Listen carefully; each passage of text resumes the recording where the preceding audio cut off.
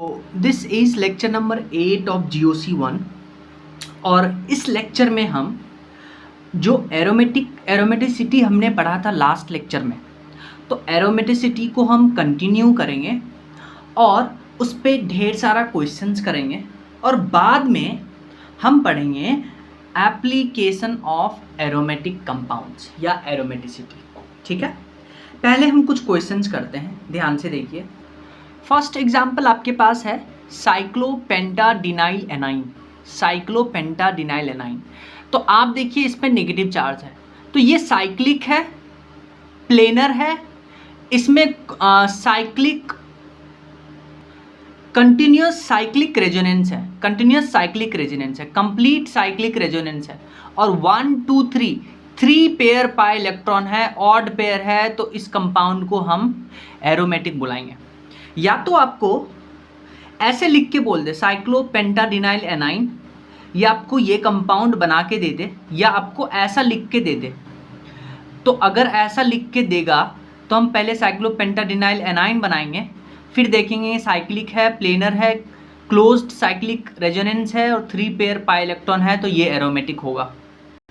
Next इस question को देखिए। इस क्वेश्चन में आपके पास देखिए ये जो कार्बन है ये sp3 कार्बन हो गया, तो हकल रूल क्या कहता है, साइक्लिक होना चाहिए, प्लेनर होना चाहिए, पर ये एटम अगर sp3 हो गया तो ये नॉन प्लेनर हो गया, नॉन प्लेनर हो गया तो इसमें एरोमेटिसिटी नहीं है, रेजोनेंस नहीं है, कंप्लीट साइक्लिक रेजोनेंस नहीं है, तो कंपाउंड नॉन एरोमेटिक हो जाएगा। डन।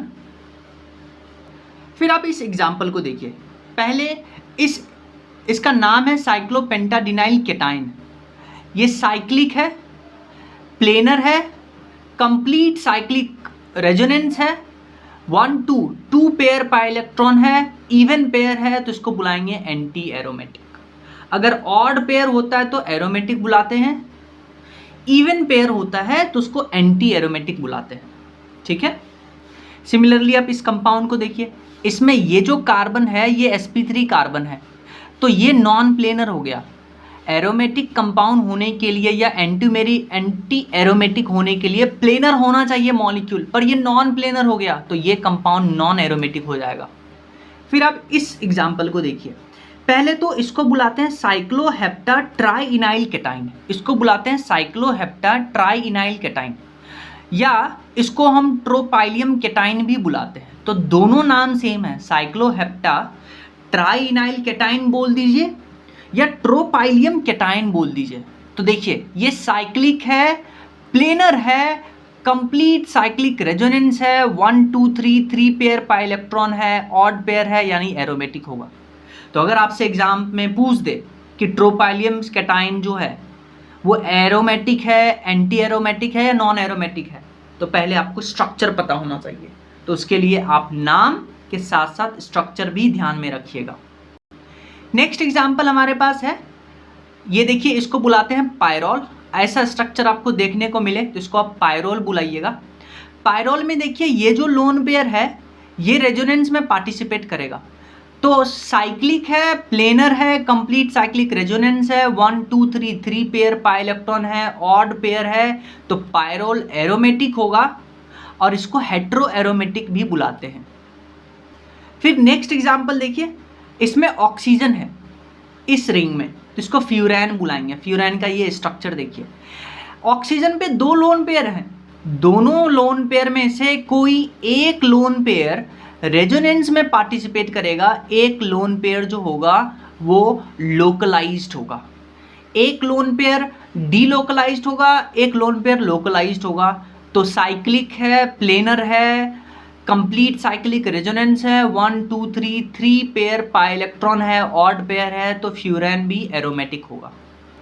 फिर इस एग्जाम्पल को देखिए, इसमें ऑक्सीजन के जगह पे S था, S है, तो ये है थायोफिन। इस मॉलिक्यूल को बुलाते हैं थायोफिन, इस मॉलिक्यूल को बुलाएंगे थायोफिन, याद रखिएगा।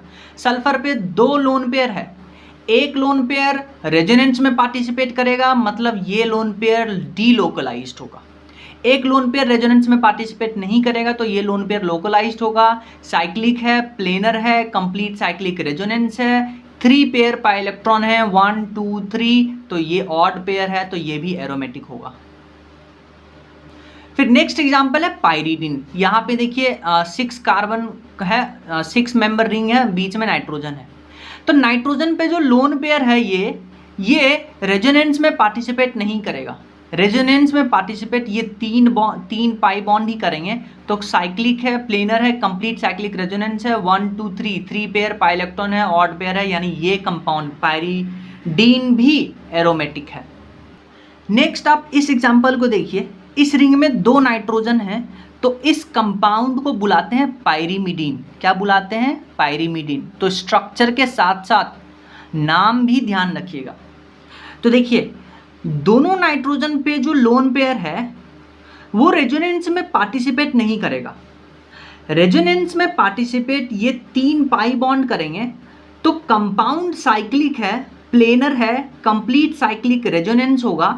1 2 3 पेयर पाई इलेक्ट्रॉन है, ऑड पेयर है, तो पायरीमिडीन भी एरोमेटिक होगा। फिर आप इस कंपाउंड को देखिए, यहाँ पे आपके पास बोरॉन है। बोरॉन के पास होता है वैकेंट ऑर्बिटल।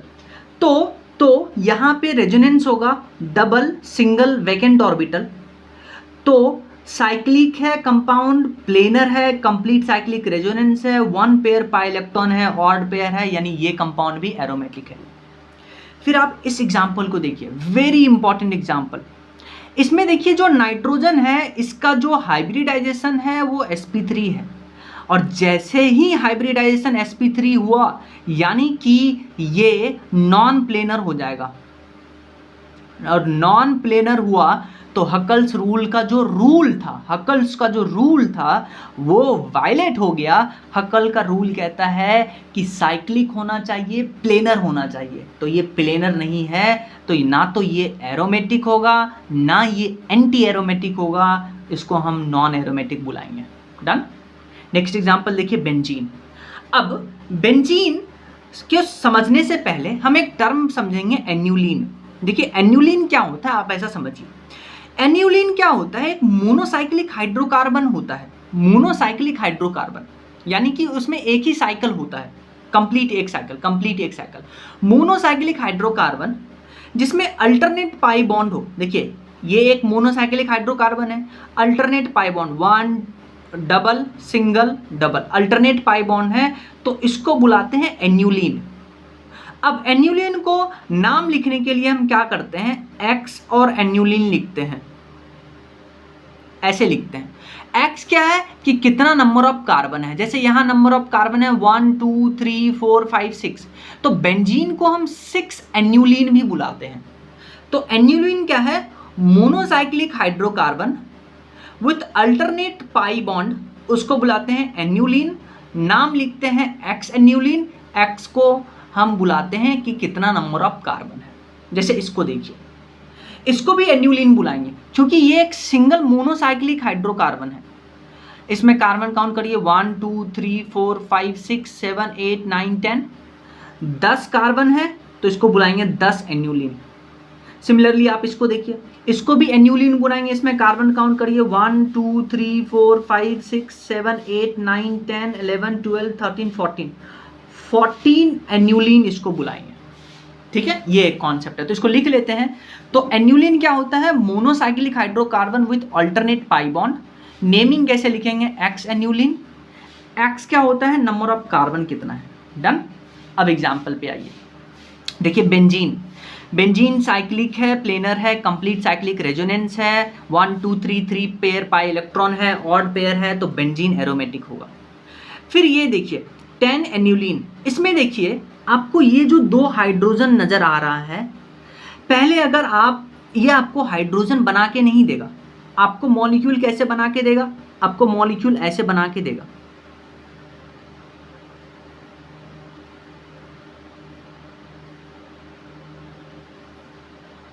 आपको मॉलिक्यूल ऐसे बना के देगा, फिर पूछेगा कि बताइए ये एरोमेटिक कंपाउंड है, एरोमेटिक है या नॉन एरोमेटिक है या एंटी एरोमेटिक है। तो यहाँ पे आपको 2 हाइड्रोजन नजर आएगा ऐसे। अगर पहले आपको हाइड्रोजन बना के नहीं देता है तो आप देखिएगा कि साइक्लिक है, कंप्लीट रेजोनेंस है, 1 2 3 4 5 पाई इलेक्ट्रॉन है, तो आप बुलाइएगा कि ऑड है, एरोमेटिक, पर ये सब गलत है। क्यों? क्योंकि यहाँ जो दो हाइड्रोजन हैं इनके बीच में रिपल्सन होगा, और रिपल्सन को मिनिमाइज करने के लिए ये दो हाइड्रोजन प्लेन के बाहर चले जाएंगे, प्लेन के बाहर चल जाएंगे, तो ये मॉलिक्यूल क्या हो जाएगा? Non aromatic. To minimise hydrogen hydrogen repulsion, molecule becomes non planar और तो नॉन एरोमेटिक हो जाएगा। लेकिन अगर आपको क्या कर दे, यही मॉलिक्यूल को ऐसे लिख के दे दे, अब देखिए ये दो हाइड्रोजन प्लेन के ऊपर है, पर अगर हम इन दोनों रिंग को देखते हैं तो ये दोनों रिंग साइक्लिक है, प्लेनर है, कंप्लीट साइक्लिक रेजोनेंस है, 5 पेयर ऑड इलेक्ट्रॉन है, तो ये एरोमेटिक होगा। हम इसकी तो बात ही नहीं कर रहे हैं ये दो हाइड्रोजन की, हम तो सिर्फ वो मॉलिक्यूल की बात कर रहे हैं जो प्लेन में है। सिमिलरली इसको देखिए, ये एनसीईआरटी एग्जाम्पलर का है एग्जाम्पल। 14 एन्यूलिन में देखिए साइक्लिक है, कंप्लीट रेजोनेंस है, प्लेनर है, 1 2 3 4 5 6 7 पेयर ऑफ इलेक्ट्रॉन है, ऑड इलेक्ट्रॉन है, ये एरोमेटिक होगा। डन। नेक्स्ट हमारे पास एग्जाम्पल है साइक्लोऑक्टाटेट्राइन। साइक्लोऑक्टाटेट्राइन बेसिकली इसमें देखिए ये जो है ये इस शेप में 1 2 3 4 बेसिकली 4 पाई इलेक्ट्रॉन है, तो ये एंटी एरोमेटिक होना चाहिए। पर क्या होता है, ये मॉलिक्यूल क्या होता है, ये इसका ये स्ट्रक्चर ना होकर के टब शेप स्ट्रक्चर होता है, और ये जो मॉलिक्यूल है ये नॉन एरोमेटिक है। इसको एन्यूलिन भी बुला सकते हैं, 8 कार्बन है तो 8 एन्यूलिन बनाएंगे। इसमें रेजोनेंस नहीं होता है, और अगर इसमें रेजोनेंस नहीं होता है, अगर आपसे पूछे कि कितना डीलोकलाइज्ड पाई बॉन्ड है, तो इसमें 0 डीलोकलाइज्ड पाई बॉन्ड है, तो ये कंपाउंड नॉन एरोमेटिक हो जाएगा, और ये टब शेप में प्रेजेंट होता है। तो टब शेप मतलब ये मॉलिक्यूल जो है प्लेनर नहीं है, प्लेन से बाहर हो जाता है, तो इसलिए नॉन एरोमेटिक होता है। नेक्स्ट क्वेश्चन देखिए जो बेसिकली जेई मेन 2021 में आया था। ये आपके पास एक मॉलिक्यूल गिवन है, ये डबल बॉन्ड आपसे पूछा ये एरोमेटिक है या एंटी एरोमेटिक है या नॉन एरोमेटिक है, तो आप इस पाई बॉन्ड को इधर डालिए, तो इस पाई बॉन्ड को इधर लेके आइएगा, यहाँ पॉजिटिव चार्ज आएगा, और ये बॉन्ड इधर लेके आइएगा तो ये न्यूट्रल हो जाएगा, तो आपके पास ऐसा स्ट्रक्चर बनेगा। फिर इस पाई बॉन्ड को यहाँ लाइए तो ये पॉजिटिव चार्ज यहाँ जाएगा, यानी साइक्लिक है, प्लेनर है, कंप्लीट साइक्लिक रेजोनेंस मिल रहा है, 1 एक पेयर पाई इलेक्ट्रॉन है, ऑड पेयर है, तो ये मॉलिक्यूल एरोमेटिक हो जाएगा। नेक्स्ट आपके पास क्वेश्चन है, ये मॉलिक्यूल इसमें 2 नेगेटिव चार्ज हैं, तो आप क्या करिए चेक करने के लिए कंप्लीट साइक्लिक रेजोनेंस है, आप देखिए इस पाई बॉन्ड को इस एटम पे लेके आइए तो यहाँ नेगेटिव चार्ज आएगा, और इस नेगेटिव चार्ज को यहाँ लेके आइए तो यहाँ पाई बॉन्ड बनेगा। सिमिलरली इस नेगेटिव चार्ज को यहाँ लेके आइएगा तो यहाँ पाई बॉन्ड बनेगा, और इस पाई बॉन्ड को यहाँ लेके आइएगा तो नेगेटिव चार्ज, यानी कि साइक्लिक है, प्लेनर है, कंप्लीट साइक्लिक रेजोनेंस है, 1 2 3 पेयर पाई इलेक्ट्रॉन है, ऑड पेयर है, तो ये भी एरोमेटिक होगा। अब अगर आपको फ्यूज्ड पॉलीसाइक्लिक कंपाउंड लिख के दे दे, क्या लिख के देगा? Fused polycyclic compound. तो फ्यूज्ड पॉलीसाइक्लिक कंपाउंड में aromatic, anti aromatic, non aromatic देखने के लिए आप पेरिफेरल रेजोनेंस देखिएगा। जैसे आपके पास नेप्थलीन है तो नेप्थलीन में पेरिफेरल रेजोनेंस है, या आप ऐसा सोच लीजिए कि इस पाई बॉन्ड को तोड़ करके आप सब पे एक एक अनपेयर्ड इलेक्ट्रॉन डाल दीजिए, इसको तोड़िएगा यहाँ यहाँ, इसको तोड़िएगा यहाँ यहाँ, इसको तोड़िएगा यहाँ यहाँ, सिमिलरली सब पे आ जाएगा। तो बाहर ये अनपेयर्ड इलेक्ट्रॉन में रेजोनेंस हो रहा है, तो रेजोनेंस हो रहा है, साइक्लिक है, प्लेनर है, कंप्लीट साइक्लिक रेजोनेंस है, तो नेप्थलीन में 1 2 3 4 5 पेयर पाई इलेक्ट्रॉन है, ऑड पेयर है, तो नेप्थलीन भी एरोमेटिक होगा। तो याद रखिएगा नेप्थलीन में पेरिफेरल रेजोनेंस होने के साथ साथ नेप्थलीन में 5 पेयर पाई इलेक्ट्रॉन है, ऑड पेयर है, तो नेप्थलीन एरोमेटिक होगा। सिमिलरली एंथ्रासीन में पेरिफेरल रेजोनेंस होगा, साइक्लिक है, प्लेनर है, कंप्लीट साइक्लिक रेजोनेंस है, 1 2 3 4 5 6 7 पाई इलेक्ट्रॉन पेयर है, ऑड पेयर है, तो एंथ्रासीन भी एरोमेटिक होगा। नेप्थलीन भी एरोमेटिक, एंथ्रासीन भी एरोमेटिक। फिर अगर हम फिनेंथ्रीन की बात करते हैं तो स्ट्रक्चर के साथ साथ नाम भी याद रखिएगा। फिनेंथ्रीन में भी 7 पेयर पाई इलेक्ट्रॉन है, ऑड पेयर है, तो फिनेंथ्रीन भी एरोमेटिक होगा। इसमें देखिए सिमिलरली इस कंपाउंड में देखिए, इस मॉलिक्यूल में देखिए, आप पाई बॉन्ड तोड़ करके सब पे एक एक अनपेयर्ड इलेक्ट्रॉन डालिएगा तो पेरिफेरल रेजोनेंस होगा, 1 2 3 4 पेयर पाई इलेक्ट्रॉन है, इवन पेयर है, तो ये एंटी एरोमेटिक होगा। डन। आपको ऐसा बना के नहीं देगा, आपको बेसिकली ये करना है तो इसका रेजोनेटिंग स्ट्रक्चर ऐसा बनेगा, ठीक है। नेक्स्ट एग्जांपल देखिए, ये है एजुलिन, ये है एजुलिन। तो एजुलिन का आप स्ट्रक्चर याद रखिएगा, एजुलिन को ऐसे बनाते हैं, ये आपके पास है एजुलिन, एजुलिन का स्ट्रक्चर ध्यान में रखिएगा, ये है आपके पास एजुलिन। तो एजुलिन में देखिए आप क्या करिएगा, इस पाई बॉन्ड को तोड़ करके यहाँ लेके आइए, तो यहाँ बनेगा पॉजिटिव चार्ज, और इस पाई बॉन्ड को आप यहाँ लेके आइएगा तो यहाँ बनेगा नेगेटिव चार्ज। तो एजुलिन में देखिए ये डाइपोलर स्ट्रक्चर बन गया। डाइपोलर स्ट्रक्चर होने के कारण एजुलिन वाटर सॉल्युबल होता है, इसमें डाइपोल मोमेंट होता है, और इसमें 1 2 3 4 5 पेयर पाई इलेक्ट्रॉन है, ऑड पेयर है, तो एजुलिन एरोमेटिक होगा। और या तो आपको ऐसे बना के दे दे या आपको ऐसे बना के देगा, तो यहाँ पॉजिटिव यहाँ नेगेटिव, इसमें डाइपोल मोमेंट प्रेजेंट होता है और एजुलिन वाटर सॉल्युबल होता है। नेक्स्ट आप इस एग्जांपल को देखिए, इसमें देखिए कंप्लीट साइक्लिक है, प्लेनर है, कंप्लीट साइक्लिक रेजोनेंस है, ऑक्सीजन पे लोन पेयर ये रेजोनेंस में पार्टिसिपेट करेगा, 1 2 3 पेयर पाई इलेक्ट्रॉन है, ऑड पेयर है, तो ये एरोमेटिक होगा, ठीक है। इस एग्जाम्पल को देखिए, this is very important example.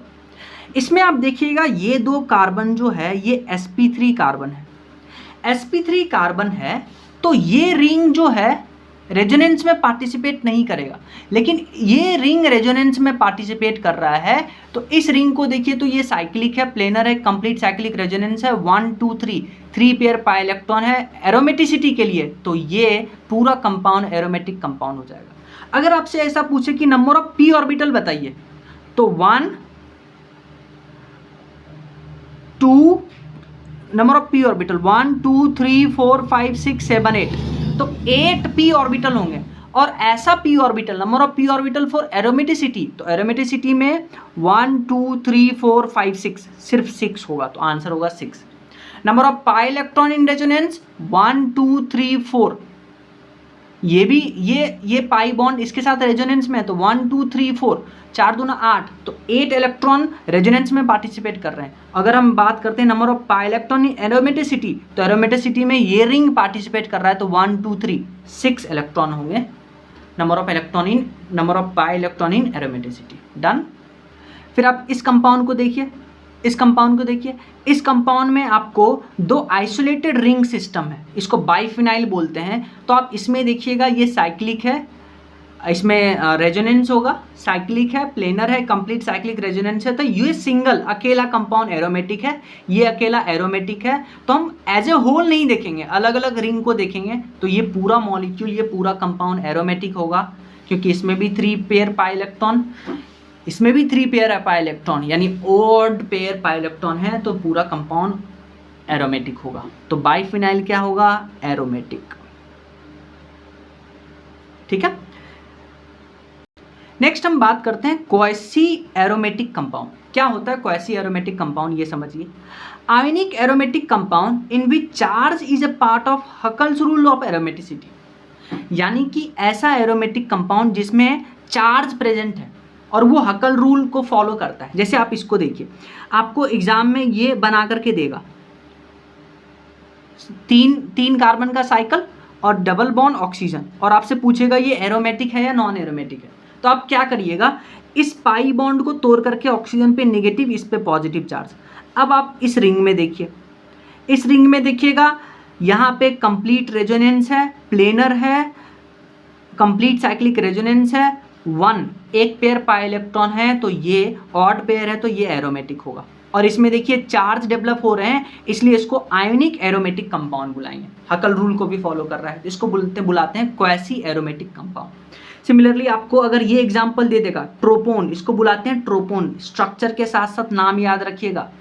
तो ट्रोपोन में आप देखिए इस एक पाई बॉन्ड को तोड़ करके ऑक्सीजन पे नेगेटिव चार्ज, इस पे पॉजिटिव, तो 1 2 3 पेयर पाई इलेक्ट्रॉन ऑड है, तो ट्रोपोन भी एरोमेटिक होगा। आपको ये बना के नहीं देगा, आपको ये बना के देगा, आपको पाई बॉन्ड खुद से तोड़ना पड़ेगा। तो आयोनिक एरोमेटिक कंपाउंड है in which charge is a part of Huckel rule of aromaticity, तो इसको बुलाते हैं क्वासी एरोमेटिक कंपाउंड्स। फिर नेक्स्ट एग्जांपल है ट्रोपोलोन। स्ट्रक्चर याद रखिएगा ट्रोपोलोन का। इसमें ये 1 2 3 4 5 6 7 1 2 3 4 5 6 7 मेंबर रिंग होता है, डबल बॉन्ड O और OH अटैच्ड होता है, तो उसको बुलाते हैं ट्रोपोलोन। तो ट्रोपोलोन आपसे पूछेगा एरोमेटिक है या नॉन एरोमेटिक है, तो आप पाई बॉन्ड तोड़िएगा, ऑक्सीजन पे नेगेटिव, इस पे पॉजिटिव। अब आप काउंट करिए 1 2 3, 3 pair pi electron, odd pair है तो ट्रोपोलोन भी एरोमेटिक होगा। सिमिलरली आप इसमें देखिए, आपको दिया ये मॉलिक्यूल ऐसे बना के देगा, तो आप क्या करिएगा, इस पाई बॉन्ड को इस ढंग से तोड़िए ताकि मैक्सिमम स्टेबिलिटी हो जाए, मतलब या तो एरोमेटिक हो जाए या नॉन एरोमेटिक हो जाए। तो देखिए, अगर हम इस पाई बॉन्ड को इधर तोड़ेंगे तो यहाँ निगेटिव चार्ज आ जाएगा, तो 1 2 इवन पेयर हो जाएगा, 1 2 इवन पेयर हो जाएगा, तो एंटी एरोमेटिक हो जाएगा। लेकिन ऐसा नहीं करेंगे, इस पाई बॉन्ड को इधर तोड़िएगा तो 1 2 यहाँ निगेटिव चार्ज आएगा, तो 1 2 3 पाई इलेक्ट्रॉन है, ऑड है तो ये एरोमेटिक हो जाएगा, ये 1 है, ऑड है तो एरोमेटिक हो जाएगा। तो हम इस पाई बॉन्ड को इस ढंग से तोड़ेंगे ताकि एरोमेटिक कंपाउंड बन जाए, और ये भी इसमें भी चार्ज डेवलप हो रहे हैं, तो इसको भी क्वासी एरोमेटिक कंपाउंड बुलाएंगे। सिमिलरली इसमें देखिए, इसमें साइक्लिक है, प्लेनर है, कंप्लीट साइक्लिक रेजोनेंस है, 1 2 3 पेयर पाई इलेक्ट्रॉन है, ऑड है तो ये भी कंपाउंड एरोमेटिक होगा। या आपको ऐसा बना के दे दे या आपको साइकिल में +2 लिख के दे दे, तो आपको इसको एरोमेटिक मानना है।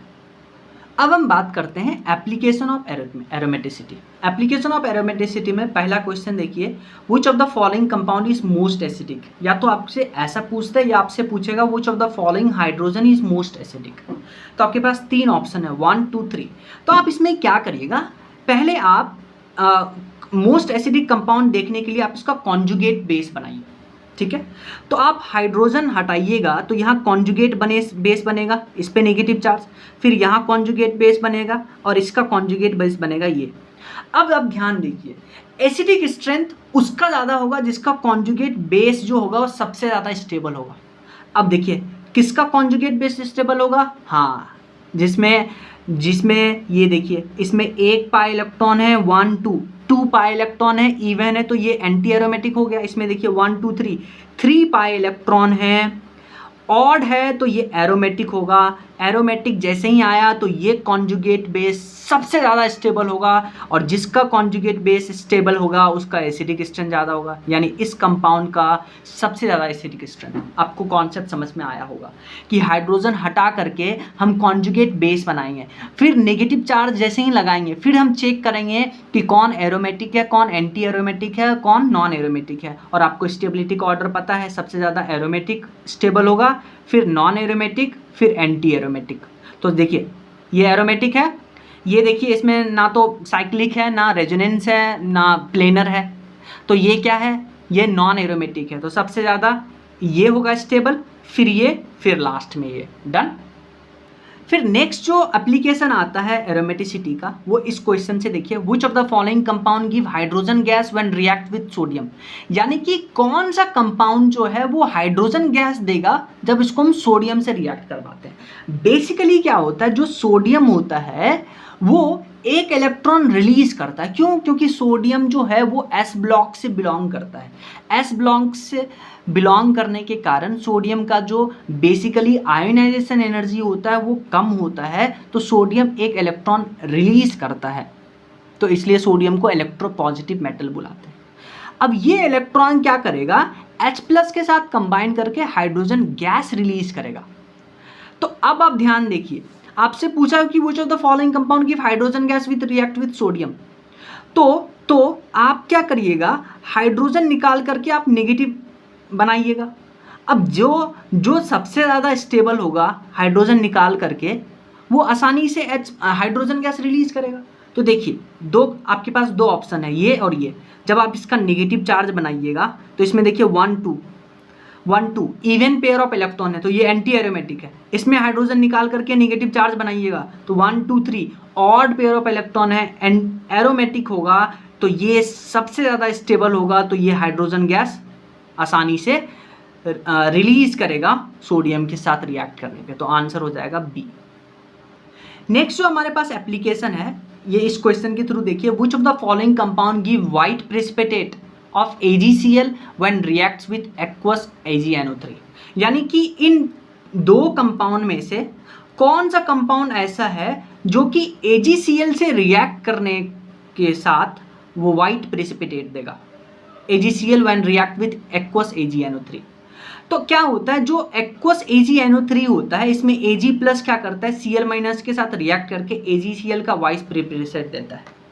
तो आप क्या करिएगा, की पॉइंट क्या है कि कौन Cl माइनस ज़्यादा अच्छे से डोनेट कर सकता है। ये दो कंपाउंड में Cl दिख रहा है, जो जितना आसानी से Cl माइनस डोनेट कर देगा वो उतना आसानी से वाइट प्रेसिपिटेट कर देगा, वाइट प्रेसिपिटेट देगा। तो आप यहाँ से Cl माइनस निकालिएगा तो पॉजिटिव चार्ज बचा रिंग पे, यहाँ से Cl माइनस निकालिए तो पॉजिटिव चार्ज बचा रिंग पे। अब देखिए यहाँ 1 पाई इलेक्ट्रॉन पेयर है तो ये एरोमेटिक है, ऑड है। यहाँ देखिए 1 2 इवन है तो ये एंटी एरोमेटिक है। तो ये आसानी से वाइट प्रेसिपिटेट बना लेगा जब इसको हम AgNO3 के साथ रिएक्ट करवाएंगे। डन।